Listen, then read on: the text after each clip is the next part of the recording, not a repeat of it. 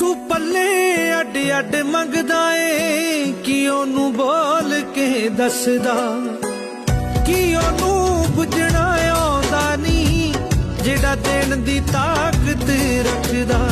ओ साडी रग रग दा वाकफ साडे अंदर बाहर की चलदा। सानू मंगना आउंदा नहीं कर तेरे घाटा नहीं किसे गल दा। सानू मंगना आउंदा नहीं कर तेरे घाटा नहीं किसे गल दा। घाटा नहीं किसे गल दा। घाटा नहीं किसे गल दा।